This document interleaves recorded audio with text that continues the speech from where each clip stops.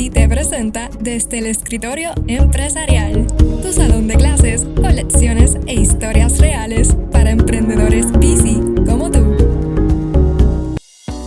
En este episodio conoce a Iván Zavala, fundador de Reality Realty. Ahora, sin más preámbulos, tu host de hoy, Carlos Jiménez. En este lugar que yo no sabía que existía, ¿okay? No sabía que ese lugar estaba.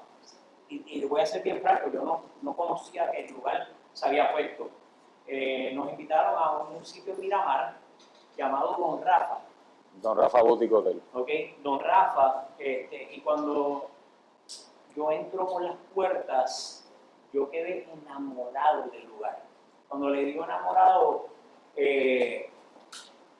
la mística con que está construido, los detalles que hay desde la sala de afuera, el área de entretenimiento abajo, el lobby, y tuvimos la oportunidad de que nos dieran un recorrido por las habitaciones, desde lo más, ¿verdad?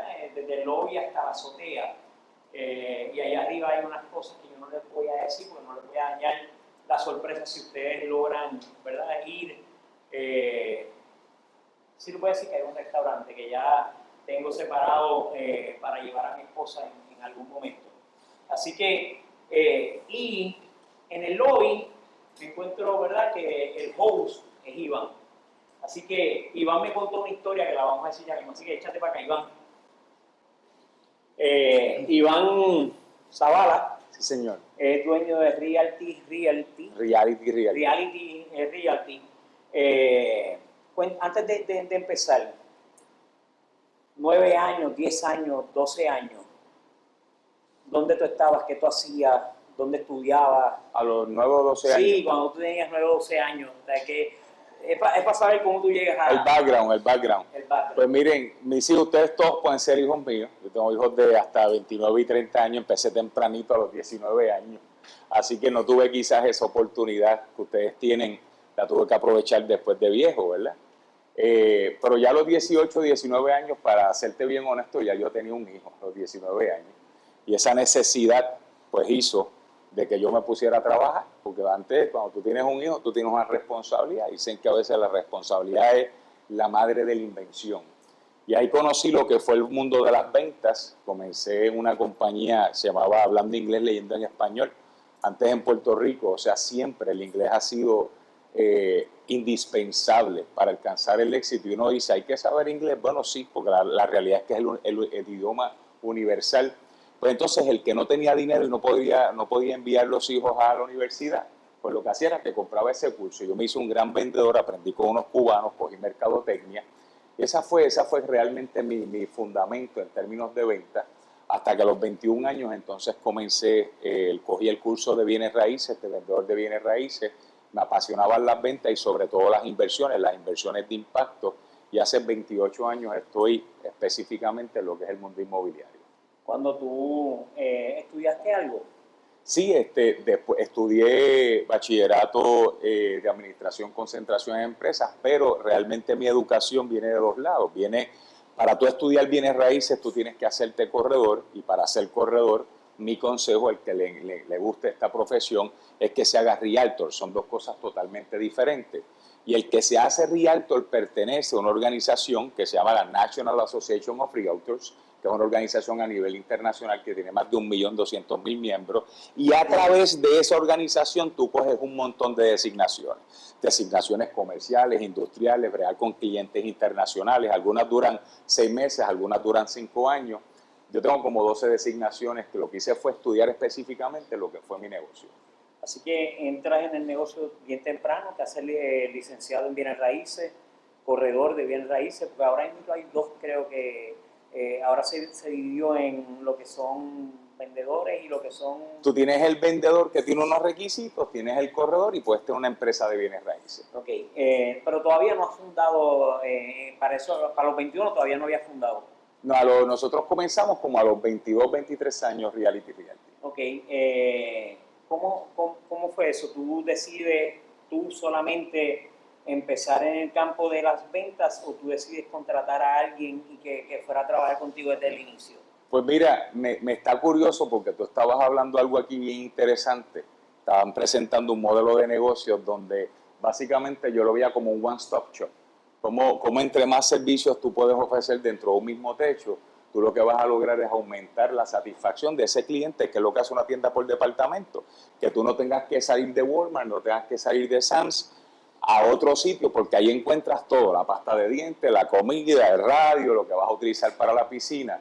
Y cuando yo entré en el modelo de bienes raíces, y lo digo porque hay un fundamento que es la ley de Pareto, o sea, de ustedes se dice que el 20% va a alcanzar un gran éxito y el 80% no. Inclusive Malcolm Gladwell en su último libro dice que ya no es un 96-4. Así que está entre nosotros realmente lo que nosotros queramos lograr en la vida para que eso se convierta en un 100. Cuando yo fui, el modelo de bienes raíces que me presentaron era sencillamente el modelo de listar y de vender. Y como tú hablabas... ¿Qué es listar y qué es vender? Un corredor de bienes raíces básicamente lo que hace es que va donde una persona, como tienes la capacidad, ¿verdad? Y tienes el conocimiento y estás licenciado, te coge una propiedad, te ayuda a establecer un pricing, cuál es el precio correcto de la propiedad, te hace un análisis de mercado y va al mercado, la pone en venta y a través consigue un comprador, la ayuda en la precualificación y por esa transacción te ganas una comisión. Una comisión que puede ser una casa de $100,000, un 5% son $5,000, una casa de $30 millones pueden ser $2 millones. Porque aquí en Puerto Rico se venden casas desde 60 y 100 hasta los $40 millones desde hace 4 o 5 años por una ley que viene en Puerto Rico, que ya mismo le explico. Eso es lo que es un corredor. Pero ese no es el mundo inmobiliario. O sea, el corredor de bienes raíces es como ustedes estar en la escuela, aprender a hacer algo y hacerlo. El mundo inmobiliario es mucho más porque tú debes ver los bienes raíces como un instrumento de inversión para inclusive no solamente alcanzar una buena prosperidad, sino tener independencia financiera. Y así fue como yo lo veía desde el principio. O sea, yo tenía un viejo mío, mi viejo, tenía 72 años, era catedrático de la universidad, 2 maestrías, una de Syracuse, era maestro, era el director de la biblioteca, vendía calentadores solares, vendía ¿cómo se llama? Enciclopedia, porque no le alcanzaba el sueldo que tenía para mantener un estilo de vida que él quería. Entonces, había una dicotomía, yo decía, pero estudiar tanto para los 70 años, tener una hipoteca de 30 años. No, yo creo en la independencia financiera y los bienes raíces es uno de los mecanismos más accesibles para que cualquiera de nosotros, como tú mencionabas, el Airbnb, la inversión, el flipping, propiedades comerciales, propiedades mixtas, industriales, terrenos, o sea, es un método que si tú lo conoces y lo miras como las acciones... Hasta un escritorio. Todo, o working spaces. Y es un método donde tú puedes garantizar y asegurar tu independencia financiera y no depender de que el Seguro Social ni el gobierno, contado 55 años, te dé lo que tú necesitas para vivir. Y no solamente lo que tú necesitas para vivir. Muy probablemente cuando tú tengas 55 años tienes que pensar que tu papá va a necesitar de tu ayuda, que hay gente que va a necesitar de tu ayuda, vas a estar en otra generación y muchas veces no pensamos en eso. Pensamos solamente en el ahora, tengo 20 y pico de años. No, como decía Stephen Covey, a veces hay que mirar el final desde el principio para construir un modelo de negocio de acuerdo a los valores y a lo que realmente yo quiero en la vida. Y eso no me lo ofrecían y por eso lo empecé solo. ¿Lo empezaste solo? Sí, empecé el negocio solo porque yo veía esto más como un investment vehicle para mi independencia financiera, no sencillamente quería estar solamente en la parte de broker. Ayer me hiciste un comentario que la empresa hoy lleva como 28 años, 30 años aproximadamente. Correcto. Ese camino, cuando tú decides, ok, ya tú no eres solo, esto está creciendo, ¿qué haces? ¿Cuál es ese próximo paso? Después Mira, empiezas a vender, a crear tu propio nombre, ya tienes un nombre de empresa, claro. La competencia está, que es Rima, que es Tiri en aquel momento. Para cuando nosotros comenzamos, habían unas empresas gigantescas que eran internacionales. Tú tenías Coldwell Banker, tenías GMAC, tenías Century 21, RIMAX, que todavía está. Y nosotros, Reality Realty, pues este jibarito con 300 pies cuadrados, empecé a reclutar. Ahora les voy a dar el éxito de nosotros. Vuelvo y repito, al final desde el principio. Nosotros desde el primer día nos comportamos como el Microsoft de las bienes raíces. Nosotros hicimos una junta de directores. Papi renunció a la universidad y me dijo, me voy a ir contigo, yo creo que me voy mejor. Se vino. O sea, y nosotros desde el primer día le decíamos al cliente, hoy no, pero usted está trabajando con la compañía que va a ser la más grande de Puerto Rico. y nos comportamos desde el principio como lo que queríamos ser. Nosotros no esperamos, desde el primer mes hacíamos reuniones de junta de directores, todos los lunes hacíamos coaching, y que esa mentalidad de comportarnos como lo que visionábamos que queríamos ser nos hizo a nosotros entenderlo, creérnoslo y lograrlo. O sea que muchas veces tú no tienes que esperar a tener para comportarte como lo que tú quieres ser. Y yo creo que ese fue uno de los grandes éxitos. ¿Cuál fue tu primera transacción? ¿Te acuerdas? Yo me acuerdo de la mía. ¿De compra o de broker? De broker. Cuando llega esa primera comisión. Fue increíble porque fue esta señora que tenía literalmente un solar en Las Piedras. Yo soy de Calley, mi oficina estaba en Cagua. Ella tenía un solar en Las Piedras que era un risco tan y tan grande. Ustedes saben que le ponen unas vallas para que los carros no se vayan. O sea, te estoy hablando que tenía unas vallas. Y ella me dice, yo quiero vender eso. Y yo, pues yo se lo voy a vender. Contigo, era un risco, ¿no? Yo creo que ni las cabras podían bajar. Y lo más increíble era que cuando yo llegué se me quedó el contrato. Entonces, ¿qué es lo que haría una persona que no es vendedora? Por eso es que la mentalidad de vendedor es importante. Ay, pues no tengo el contrato, voy a ir. Pues yo cogí un papel y le puse de la primera parte fulana a mano. De la segunda parte iban por este medio, las partes acuerdan que van a vender esta propiedad, el porciento es tanto, bla, bla, bla. Ella me dijo, no hay ningún problema, lo firmó. Y en 3 semanas lo vendimos. Un vecino de al lado necesitaba el solar porque quería creo que era tabaco, no me acuerdo qué era lo que sembraba. Y lo vendimos. O sea, esa fue mi primera transacción. Un struggling donde tuve que sacar mi resiliencia de vendedor, mi astucia y hacer un negocio en el momento. Esa fue mi primera transacción hace 28 años. Yo trabajé con Jerry Christiansen, mi mentor en bienes raíces, padre. Y mi primera transacción fue una oficina comercial. Y fuimos a celebrar. Wow. Nos fuimos a celebrar en su bote a San Tomás. Y la idea era que yo pagara el primer round. Y cuando se quedó la frase en el grupo de nosotros, entonces, how much? Porque eso fue lo primero que yo pregunté, how much? Pero la primera transacción es especial. O sea, ¿tú te acuerdas de esa transacción? Es como el primer besito, que es así, en términos de empresarismo, sí es verdad, es espectacular. Así que ya tienes empleados, sigues vendiendo listings. ¿Cómo transformas la empresa? O sea, ¿a qué se convierte? ¿Qué otros servicios empiezas a dar además de... Es que quiero llegar al hotel ya mismo, pero Claro. Bueno, en términos de la empresa, porque mi pasión siempre fue, obviamente, la parte de inversión, pues la empresa la vimos como un one-stop shop y dijimos, espérate, no solamente se venden casas, hay propiedades reposeídas y los bancos tienen que disponer de ellas. Pues hicimos una división para representar a los bancos en su disposición de activos. Los bancos venden notas, para que ustedes sepan. ¿Qué es una nota? Una nota es cuando tú vas a ejecutar una propiedad, si yo no pago, a mí me quitan la casa. Pero muchas veces el banco, aunque ustedes no le crean, no le conviene ejecutar la propiedad porque afecta a los estados del libro. El banco no presta para tener delincuencia, el banco presta para que tú le pagues. Porque ese dinero que el banco utiliza muchas veces viene producto de mercados secundarios. A ellos le dan el dinero, lo prestan y tengo que quedar bien. Eso le afecta en el tier de los libros. Pues quiere decir que a veces los bancos no solamente venden. Tuviste una necesidad dentro de una industria hipotecaria. Claro. Tiene una cartera de propiedades. Y no solamente eso, cuando tú miras los ciclos económicos, que son los mismos, son 4, expansión, contracción, recesión y recuperación en cualquier parte del mundo, pues esas fluctuaciones van a ocurrir. O sea, lo que hoy es bueno, mañana va a caer y después va a subir. Y ya nosotros veíamos un colapso en la industria bancaria, que estuvo en 2007, 2008, y nos preparamos de antemano para poder suplir esa necesidad que iban a tener. Eso es un ejemplo. También tenía los desarrolladores hacían proyectos nuevos y tenían que venderlos. Pues hicimos una división de proyectos nuevos. Teníamos short sales, la gente que no quería perder. ¿Qué es un short sale? Un short sale es cuando tú estás en un inminente problema de ejecución. Vamos a poner que papi y mami no puedan pagar porque quizás perdieron su trabajo. Oye, no es que no quiero pagar, cualquiera puede perder su trabajo, fui cesanteado. Pues hay unas medidas a nivel de regulación federal y estatal donde yo puedo aplicar a una venta que se llama short sale, es una venta rápida, donde mira, no me vas a ejecutar y el banco me da la oportunidad de hacer una venta rápida y esa pérdida muchas veces se puede hasta condonar. Obviamente tiene unos tecnicismos, pues también hicimos una división de esa para ayudar a las familias y también ayudar a los bancos. Hicimos una división de repostería, una división de subasta, una división de proyectos nuevos, una división comercial, una división industrial, y básicamente teníamos ese Walmart, ¿verdad?, en lo que es el negocio de bienes raíces, especializando a cada gente en cada área.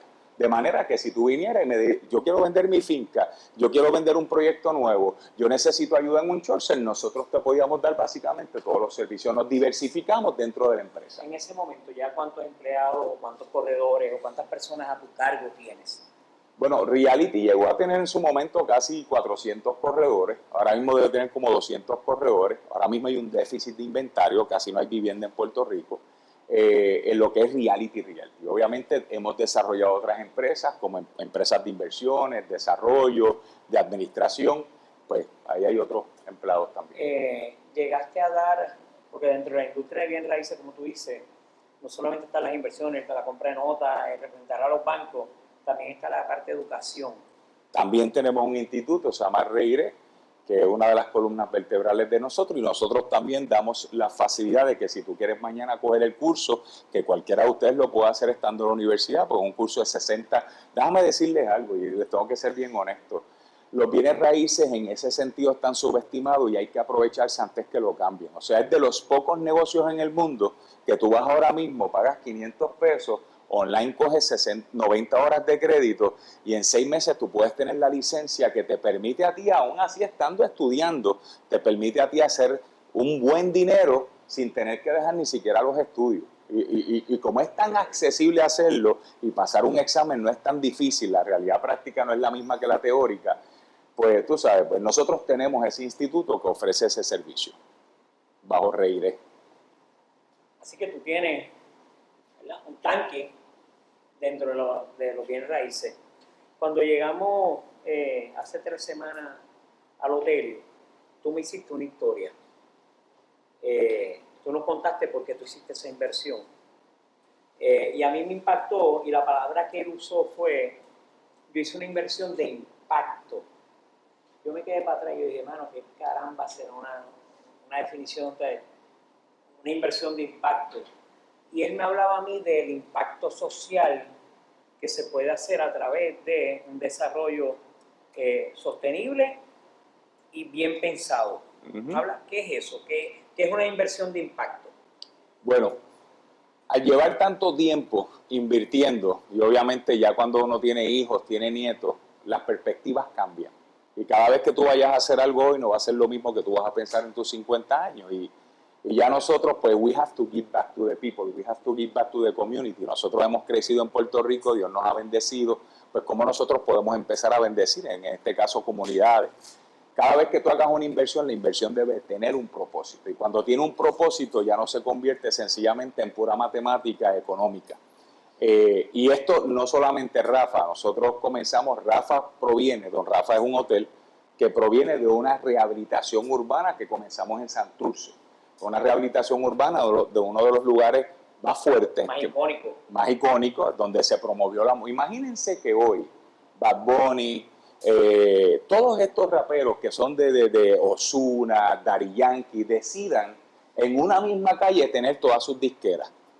Que todos ellos estén, Caribí, todos ellos, ¿qué va a pasar? Estaría todo el mundo lleno allí, ¿verdad? Pues eso pasó en los 60.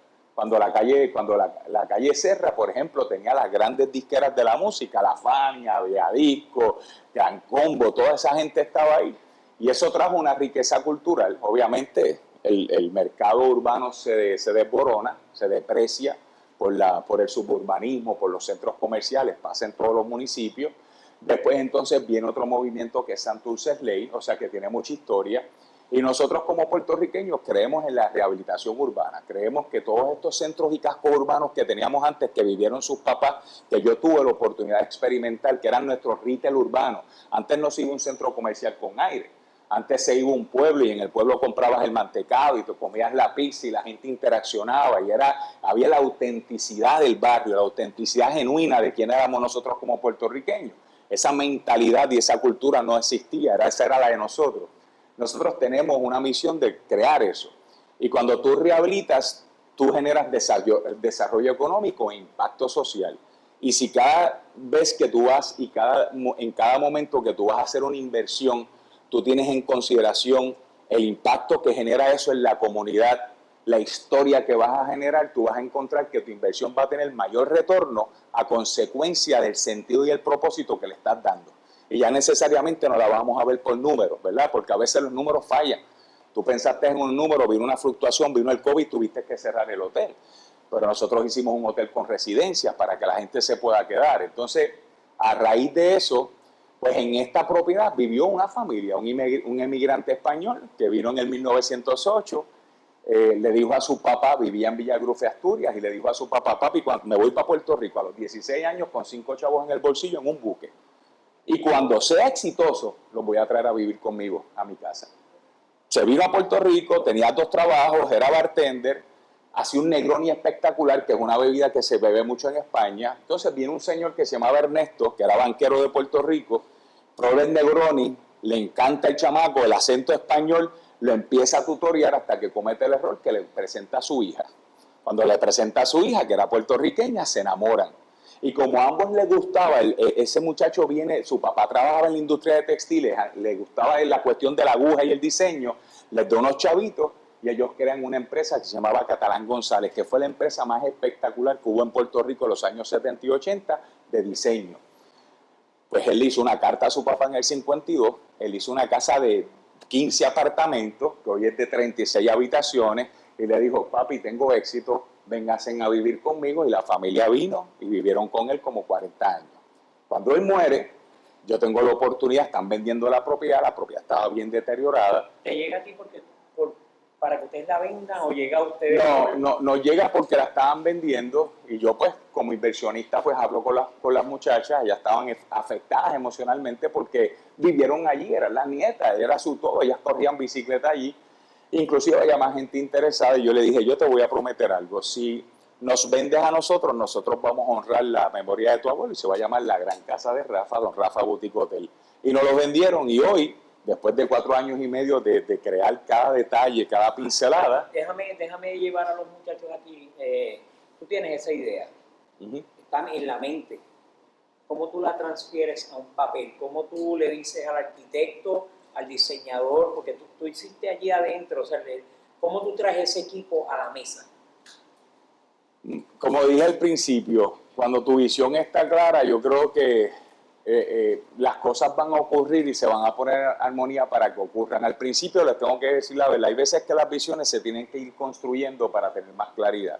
O sea, yo no lo veía desde el principio, yo tenía la idea, pero no lo veía. Pero en la manera que me unía con gente que estaba tan empoderada como yo en la visión y que tienen también mucho que aportar, yo traje artistas como Celso González, Edwin Guevara, Lizzy Cuello, les expliqué la idea, le dije vamos a montarlo, pues yo me convertí en un director de orquesta.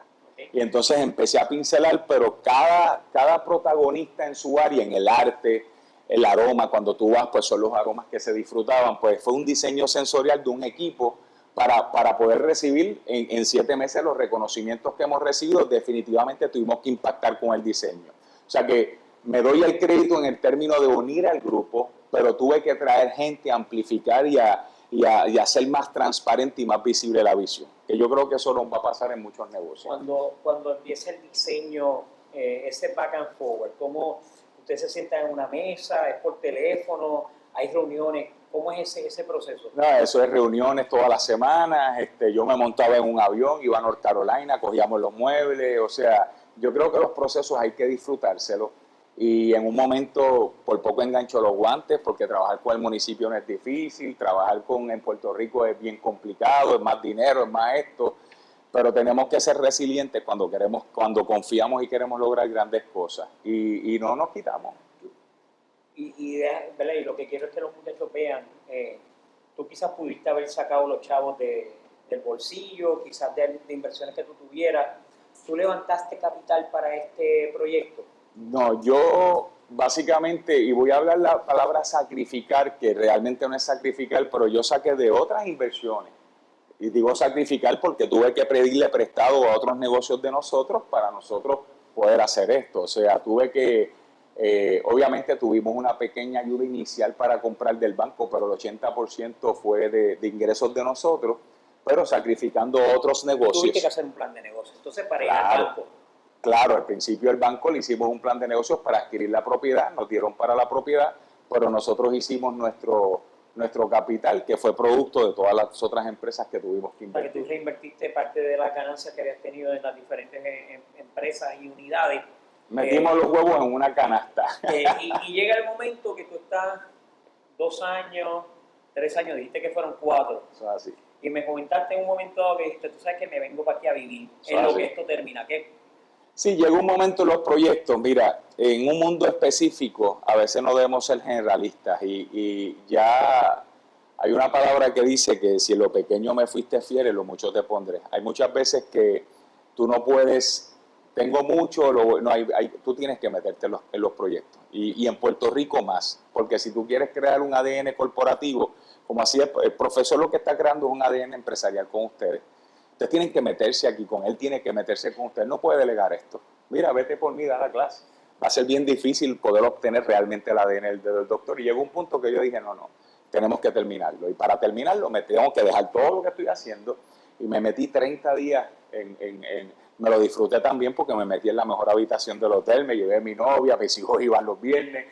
Pero la realidad es que me metí en 30 días, en lo que parecía que íbamos para 6 meses, boom, terminamos el proyecto. Enrollaste las mangas. Me enrollé las mangas, estábamos de noche y día ahí, como en todos los proyectos, porque a veces hay que meternos en las cosas y lo terminamos.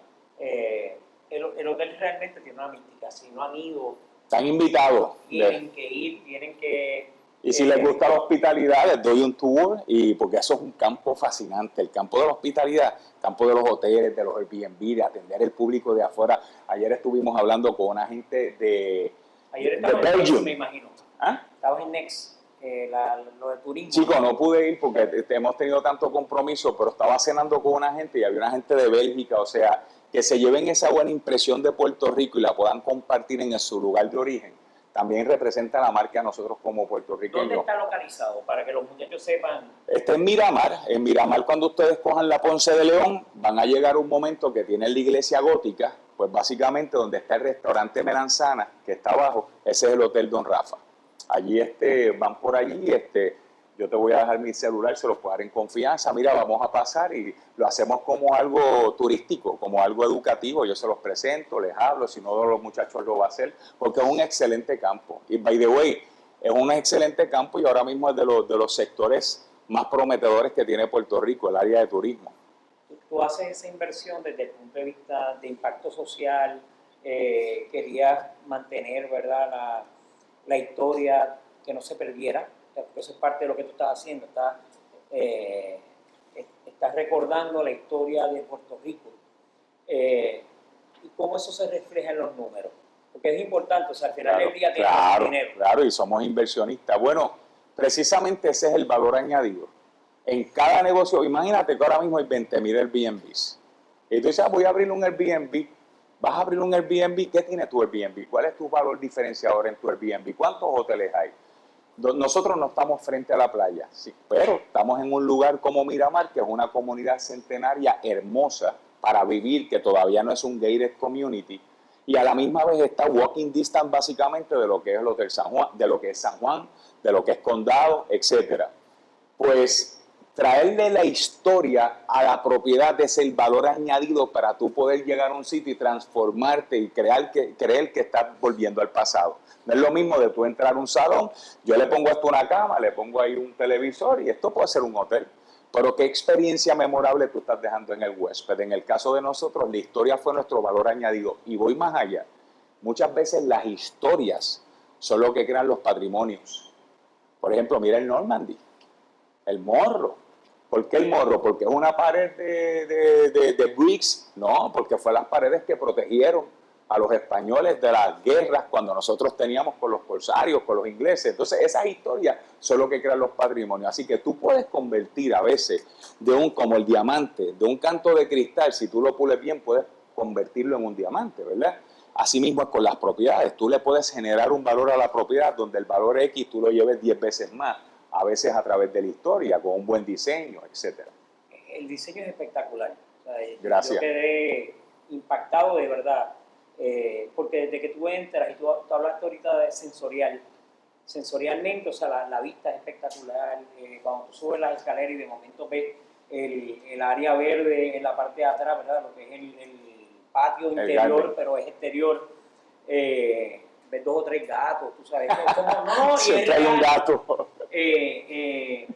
Pero aparte de eso, las paredes, los colores que escogieron, las paredes tienen cosas del telar, ¿verdad? Que llevan a la historia de que el dueño de esto fue una persona que trabajaba en la industria de las telas. Correcto. O sea, y aquí en Puerto Rico, o sea, si no lo han leído, te lo recomiendo. Hay un libro de un profesor universitario de Mayagüez que escribió sobre las atuneras de Puerto Rico.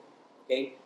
Ese libro de las atuneras, el primer 2 capítulos es sobre las telas en Puerto Rico. Wow. Así que yo creo que debes tenerlo porque tiene una historia bien interesante sobre por qué llegan las atuneras, pero antes de eso, cómo era la industria. ¿Cómo se llama el libro? Se llama El desarrollo de las atuneras en Mayagüez. Andrea, vamos a anotar eso que tenemos asignación. Esa historia es importantísima. El profesor Vaquero, amigo y profesor, y él me regaló el libro y cuando yo lo leí, curiosamente te dice, pues, mi abuela era de las que cosía en la finca y tenía otras costureras que cosían.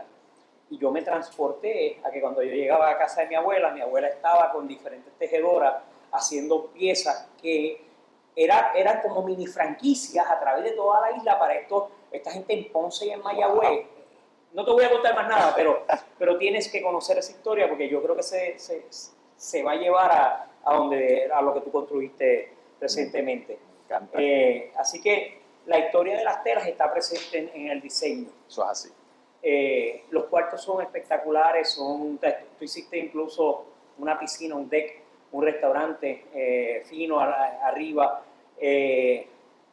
¿Cómo llegan a ese concepto de mantenerlo, ¿verdad?, dentro de un área turística, pero lo sacas aparte? O sea, ese proceso de que esto es. Entonces, ¿cuándo es que tú dices, después que cómo llega? Pues mira, les voy a dar un secreto. Yo cuando voy a hacer un negocio, y esto fue lo que hicimos, yo pienso que yo soy el huésped, que yo lo voy a visitar, y yo redacto mi experiencia. O sea, tú redactas tu experiencia, y cuando tú redactas tu experiencia, tú empiezas desde que llegas en el carro. O sea, que yo me imaginé a esta señora, ¿verdad?, que anda conmigo o quizás anda sola, y la está recibiendo, y desde ahí empieza tu testimonio. Desde que llego a Don Rafa y me atiende este bellman que está vestido desde los años 50, este servicio que posiblemente no lo esperaba y me abre la puerta y me da el aroma. A los años 60 entendí que entraba a un lugar diferente. Una vez paso por las escaleras y veo estos artes, entonces creo un review de lo que yo estoy viendo y ese review fue nuestra guía. Ese review desde el primer día fue nuestra guía para ir, veo las telas, los olores, el servicio, o sea que para llegar allá, como lo vimos desde el principio, lo escribimos en forma de un review. O sea que si tú vas a hacer un negocio mañana como este, piensa en el review que te van a dar. Y si te van a decir, mira, me faltó el sándwich porque tuve que ir, como decía el profesor, al otro lado, pues en ese review tú vas a perfeccionar tu visión. Y nosotros llegamos a la idea ahí. Pero cuando yo salí de los 30 días de la ejecución práctica sobre la idea que teníamos, fue que yo dije que yo lo vi los muchachos en el front, yo dije, nos faltan unos detalles, pero a veces no podemos esperarlo a tenerlo todo, vamos a empezar. Todavía hay detalles, todavía tenemos que trabajar con algunas cosas de las vestimentas, pero la idea es, el review para mí siempre ha sido bien importante en mis negocios. Preguntas, jóvenes. Yo creo que Iván ha hecho una excelente exposición de su negocio, su modelo de negocio, no solamente de las inversiones, desde el punto de vista de devolver a la sociedad, pero desde el punto de vista de mis comienzos a lo que ha llegado hoy. Pregunta. Mencionaste que parte de esta teoría al principio, que cuando comenzaste la empresa de Realice, se comportaba bien con nosotros a los mayores de Puerto Rico. Entonces, pues la pregunta que tenía era, como que cuántos años más o menos te tomó llegar de ese punto A, de como que mira, tal vez no lo estoy viendo, pero me voy a comportar con lo que ya es, hasta haber organizado como que todo como que sí ya es. Me atrevería a decirte como 5 a 7 años en llegar a ser la compañía más grande. Al punto que inclusive después Coldwell Banker, que era la compañía más grande a nivel internacional, nosotros la adquirimos, hicimos un merge con ella. Ahí llegamos a los 400 y pico de agentes, como 5 o 7 años. Pero el crecimiento fue rápido. Ya yo te diría que a los 6 meses nosotros teníamos 14 o 16 agentes. Sí, fue bastante rápido. Sí.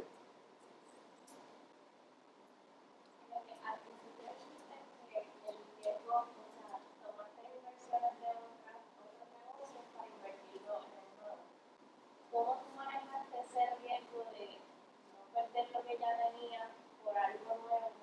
Y como que si ya tú tenías un proyecto, ya sabías que iba a prosperar o si no. Pues mira, varias variables. Primero es como a veces tú tienes muchos negocios, unos están overperforming, otros están underperforming, otros están stagnant, pero a veces los proyectos más grandes, llega un momento que son los proyectos que mayor riesgo tienen y tú tienes que terminar.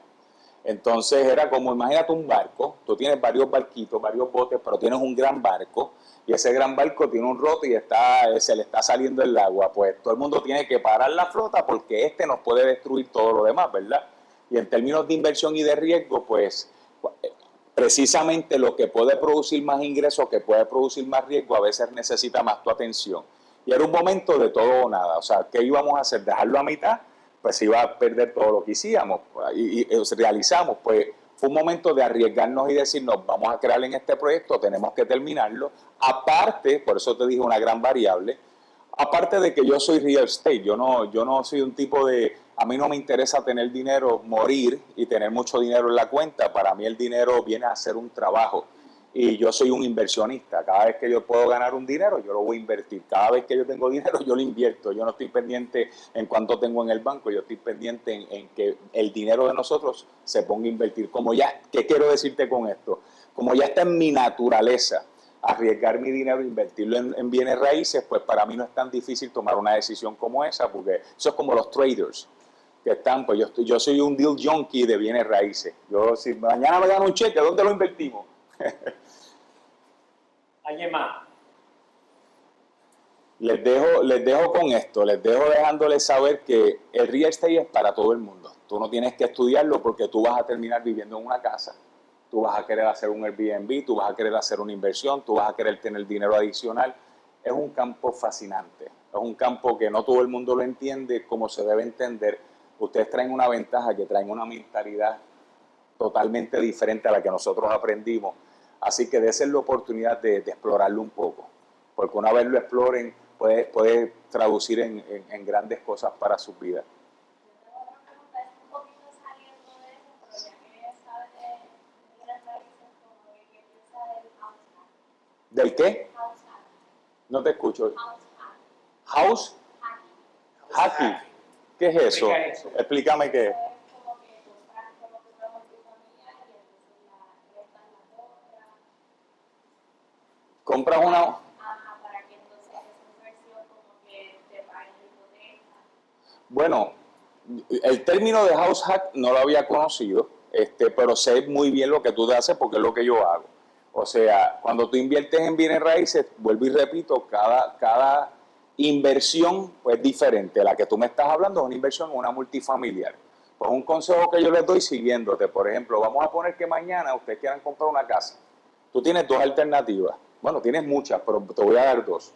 O compras una casa que sencillamente, si tienes un trabajo con un 3% de pronto, con 7, 8 mil pesos, tú puedes comprar una casa de 150 mil pesos y vas a pagar 1.100 pesos. Pero tú puedes comprar, por ejemplo, 4 unidades de vivienda y el mismo préstamo de FHA te permite que tú compres una unidad y las otras 3 las alquiles. Y esas otras 3 básicamente van a pagar tu hipoteca, te van a dejar un rendimiento y tú estás viviendo. Eso es una oportunidad. Si tienes dinero, pues puedes comprar varias propiedades y las puedes alquilar.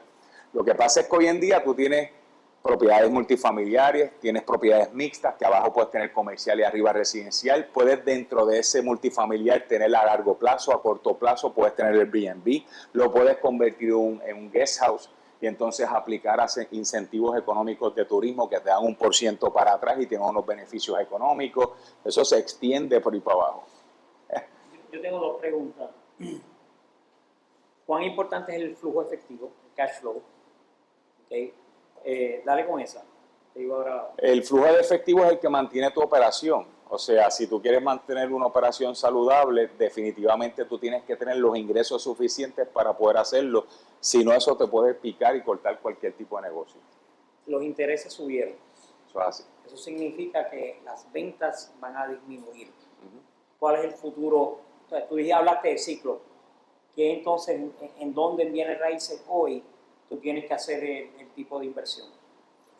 Mira, los intereses subieron, pero tenemos que entender que los intereses van a subir, van a bajar. Estuvieron hace en el 2000, creo que era en el 2010, no recuerdo bien el año, no quiero pecar, estaban en un 18, un 20%. Nosotros nunca hemos visto eso, ahora estamos en un 8%.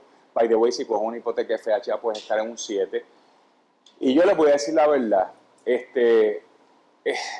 si tú me preguntas a mí, ¿quién presta un 3 y un 2%? O sea, la realidad es que si yo voy a prestar, tiene que ser un negocio para el prestamista y tenemos que acostumbrarnos a un new normal. Los intereses se van a quedar por un tiempo un 7%. Eso va a hacer que las propiedades disminuyan en términos de que se vendan menos. Yo creo que en cierta manera a nosotros no nos ha pasado.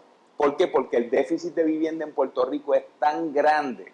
Ahora mismo si tú sales a comprar una casa tan cara, casi no hay, que la necesidad hace que tú tengas que comprarle un 7%. Aquí lo importante del interés, y se las doy como una máxima porque es lo que yo he hecho en mi vida, a mí nunca me ha importado lo que a mí me prestan, a mí me ha importado lo que yo produzco para repagar. Por ejemplo, mi metodología para crear inversión, pues yo no vengo de papá con dinero, a mí nadie me regaló dinero, yo vengo de abajo también.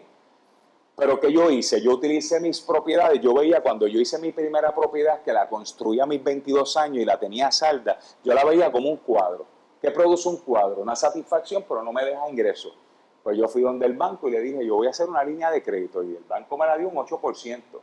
Yo tenía que ser lo suficientemente hábil para hacer negocios a un 30%, pagarle el 8% al banco y ganarme un 22%. O sea que el mensaje que te envío es, ¿qué capacidad tú tienes para si a ti te dan dinero tú producirlo más? Es como la palabra de los talentos. Está el que se quedó con el talento, el que lo dobló y el que lo triplicó. Si tú tienes la capacidad de triplicarlo, que te presten el dinero. Lo importante es que tú vas a hacer porque tú necesitas ese leverage.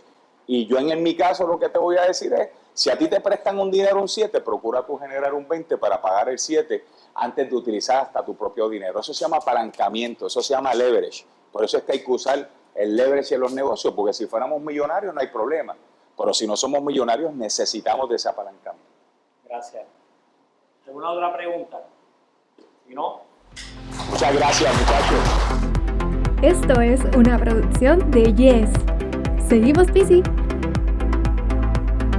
Este episodio ha sido posible gracias al auspicio de BizTips, tu plataforma digital para la creación de planes de negocio.